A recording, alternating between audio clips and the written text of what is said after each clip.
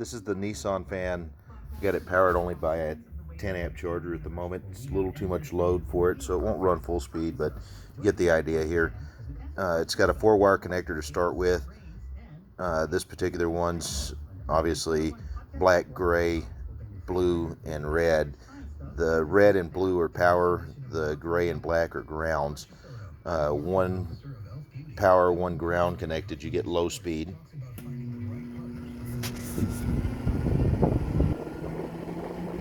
If you ground,